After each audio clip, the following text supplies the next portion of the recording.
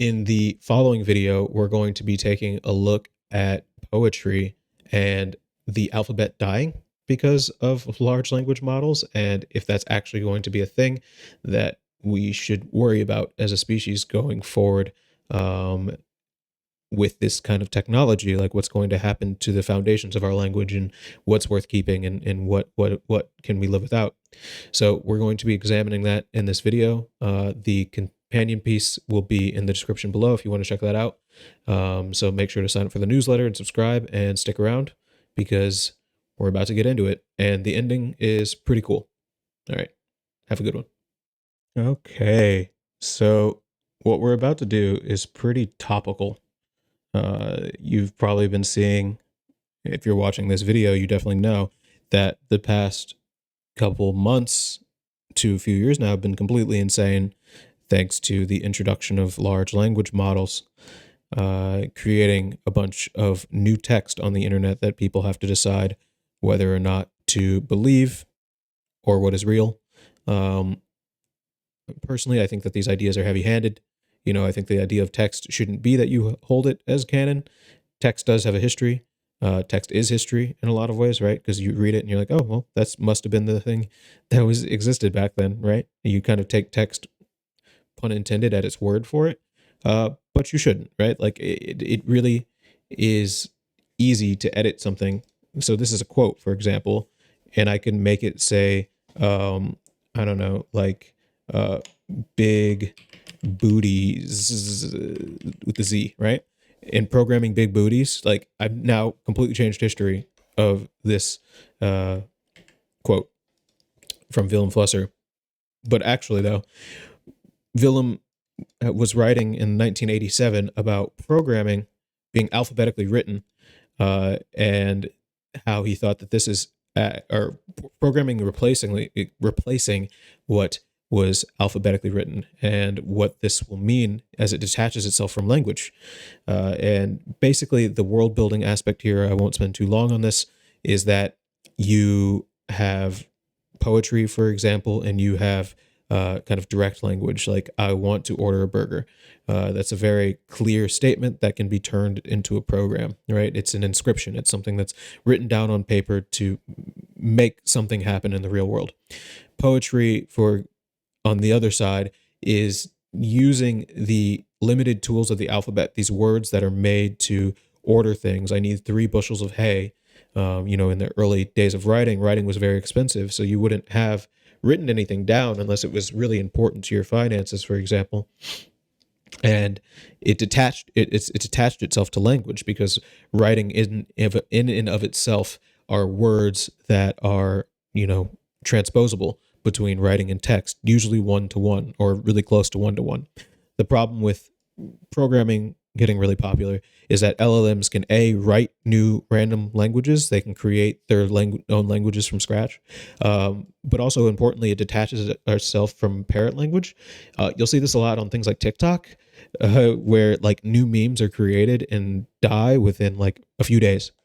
And to the author, even back in 1987, this was a terrifying concept because the alphabet, weirdly enough, slows us down. It forces us to take a second and be critical of the things that we are writing down on paper and not take them lightly, I suppose, right? So as there's more garble being created on the internet, it threatens the sanctity, as it were, of the relationship between the writer, the reader, and the publisher, at least according to Willem Flusser. And I do agree in a lot of ways. I think that, this whole channel has largely been about my programming experiments.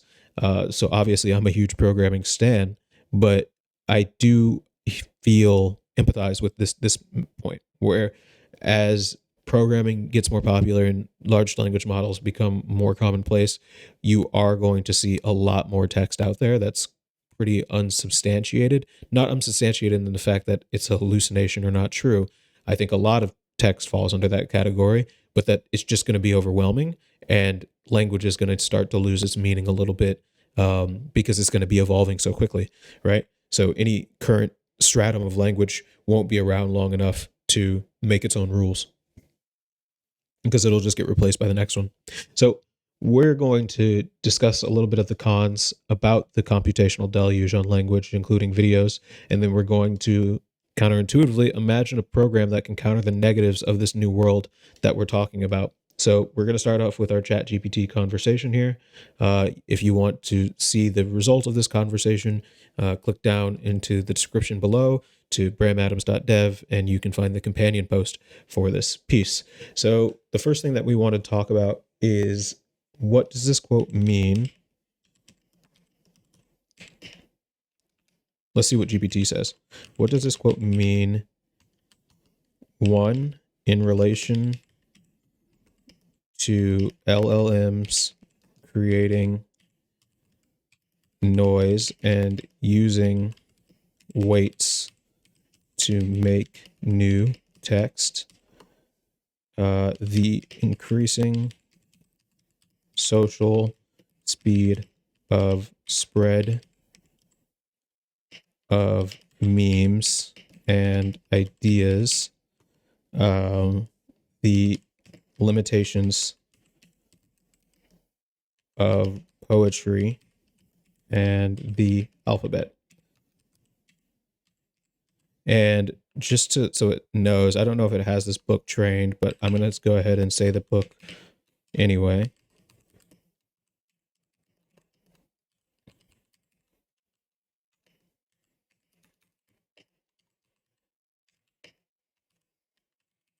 The reason being, it might have that book in its weights. So,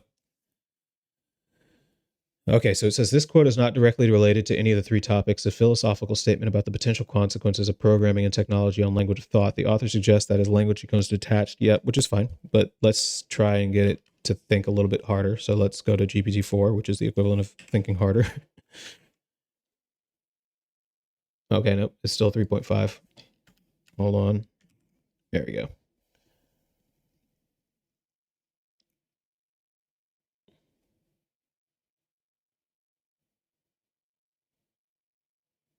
Okay.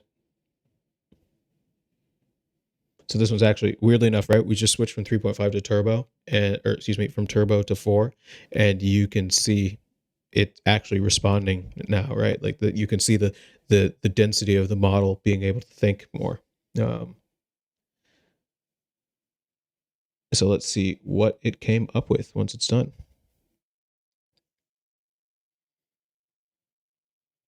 Okay. So what we have here is, in relation to LLMs, as programming advances, LLMs will generate text by assigning weights based on statistical likelihood rather than relying on a deep understanding of meaning. Terrifying because there's a loss of human touch and nuance in communication as machines take over more aspects of language generation. And the irony does not miss me that an LLM wrote that statement, right? So let's like say that is pretty funny. The irony of an LLM writing that Lamau. The increasing social speed and spread of memes and ideas. As technology progresses, information spreads faster through digital platforms. Rapid dissemination allows for quick sharing, but also might lead to a detachment between thought, since people prioritize brevity or virality over depth and accuracy. How that's this shift towards algorithmically driven communication could have profound implications on a relation with language. That's exactly what I just said about TikTok, right? Like, it's like, if I can get the most likes as possible, I'll say literally whatever the fuck I need to.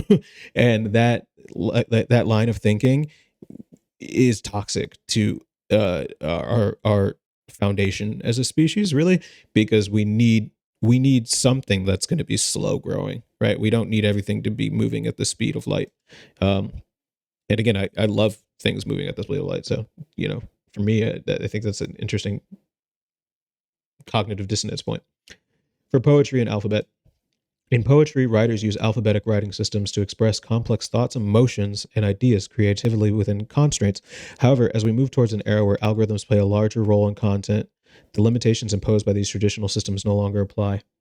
So now, actually, one thing that I'm interested in, before we write our program, we're going to say, Okay, so no, let's just start with the program, and then I'm gonna end this video on a cool note. I think I have a clever idea. So let's say write a computer program that runs offline and allows users to not read slower, but what do we see here? We have constraints. We have that yeah sieves to sieve content to what is helpful for them, and also uses things like Anki techniques to help them study and remember important topics. Write only method stubs and JS docs or and docs, comment docs. I kind of wanted to write this in Python. Let's say write a computer program in Python. That sounds good. Okay, so here's content filtering and Anki style space repetition. Let's see what it does. So we have, let's just let it go first. I feel like sometimes I start talking before it's even done, and I don't even know what to say. All right, so it's doing the filter, the content filter. Okay. Here's the Anki study. We're creating a card for Anki. The front side, which is a question, the back side, and the answer. Review the card. Weirdly enough, I think for this particular thing, I would want LLM to use embeddings to do that work for me. I wouldn't want to actually write and create all of these cards. I would want to like read something that I like and then use an LLM to turn it into Anki cards. So maybe we can get it to do that. Okay, so here's saying, okay, this is how you do you add the content, and then it does the flashcard main, and then updates the review schedule, which is something that we just talked about, right? Where we were saying like, okay, so now you have like the display filter content. So let's say, okay, how can I use the display filtered content to how can I use an LLM to convert the filtered content I liked to Anki cards? LLM embeddings.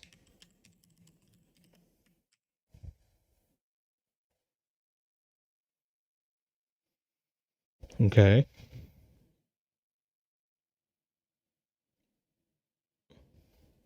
It's weird that it's using GPT to say that you should use the Hugging Face Transformers library. That's pretty funny. So you install the libraries, create cards from content. No, it's actually writing it. I didn't really want it to write it, obviously. I should have just said as method stubs.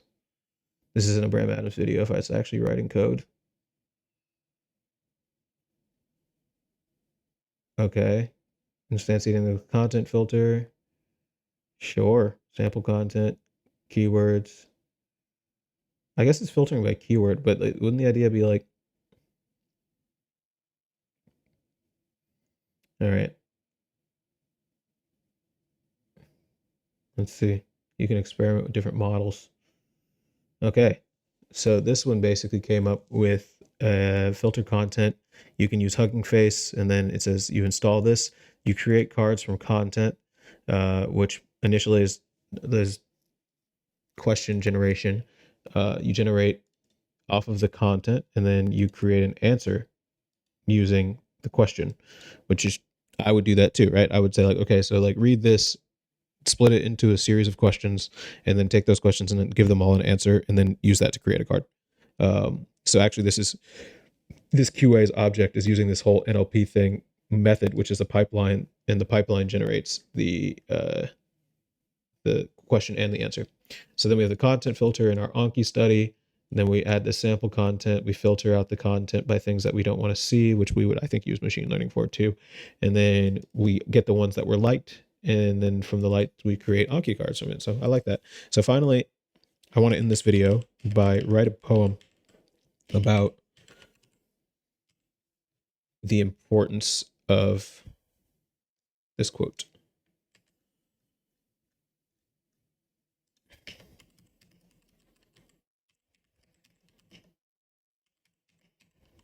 Quote below in an LLM first world.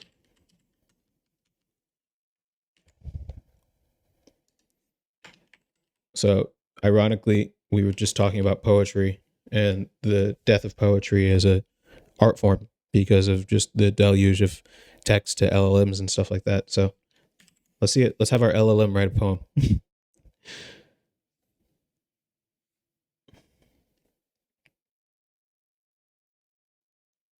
Wow, that's actually pretty good.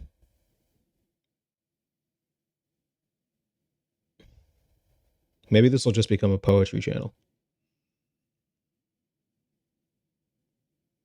Damn. This looks pretty beautiful. I'm not going to lie. In a world where LLMs reign and thrive, a realm of code where thoughts contrive, the alphabet once held the key to human thought and its decree. But now detached, our language floats in seas of data, algorithms boast. No longer bound by letters' grace, thought finds new forms in cyberspace. Terrifying it may seem at first glance as machines weave words into intricate dance. Yet within the fear lies potential untold for stories anew to unfold. In programming's grip, we find release from constraints that bind our minds like fleece. And though we tremble at what's unknown, we venture forth with seeds now sown. For as we merge with digital streams, our consciousness expands and teams with possibilities unbound by script into an LLM first world. We're gently tipped. Ladies and gentlemen, I'm going to end it there. That's a hell of a place to end it. Poem that was written by an LLM complaining about LLMs writing poems. So yeah, take that for what you will. And like I said, this transcript is going to be in the description below on my website. Please make sure to sign up to my newsletter and subscribe to this channel. And have a good day.